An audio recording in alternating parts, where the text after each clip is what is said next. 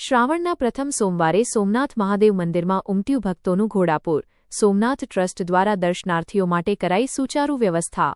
શ્રાવણીયા સોમવારે સોમનાથ દાદાના સૌથી પહેલા દર્શન કરવાની અપેક્ષાએ અને ભક્તિનું ભાથું ભરવા માટે હજારોની સંખ્યામાં શિવભક્તો વહેલી સવારે મંદિરના દ્વાર ખુલતાની સાથે જ સોમનાથના શરણે ઉમટી પડ્યા હતા. વહેલી સવારથી જ સોમનાથ મંદિર પરિસરમાં ભક્તોનું ઘોડાપૂર જોવા મળ્યું હતું અને સમગ્ર પરિસર હર હર મહાદેવ તથા જય સોમનાથના નાદથી ગુંજી ઉઠ્યું હતું.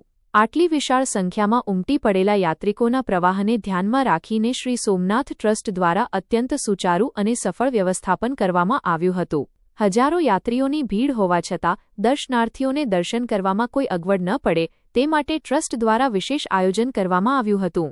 યાત્રિકોની સુરક્ષા અને ઝડપી પ્રવેશ માટે મોટી સંખ્યામાં ફ્રિસ્કિંગ ક્યુ ઊભી કરવામાં આવી હતી. યાત્રિકોના સામાનની સુરક્ષા માટે વિશાળ ક્લોકરૂમની વ્યવસ્થા કરવામાં આવી હતી. ભીડને નિયંત્રિત કરવા અને દર્શનની પ્રક્રિયાને સરળ બનાવવા માટે ઝિગઝેગ લાઇન વ્યવસ્થાનું સઘન પાલન કરાવવામાં આવ્યું. ટ્રસ્ટની આ આગોતરી અને ઉત્તમ વ્યવસ્થાઓના પરિણામે હજારો યાત્રીઓની ઉપસ્થિતિ છતાં તમામ ભક્તોએ અત્યંત સુલભતાથી અને શાંતિપૂર્ણ રીતે મહાદેવના દર્શનનો લાભ લીધો હતો. શ્રી સોમનાથ ટ્રસ્ટ પ્રશાસન સમગ્ર શ્રાવણ માસ દરમિયાન આવનાર તમામ ભાવિક ભક્તોની સુરક્ષા અને સુવિધા જળવાઈ રહે તે માટે સતત કાર્યરત છે. HX24 ન્યૂઝ ગુજરાતી સાથે ઉષા મેરાવડા.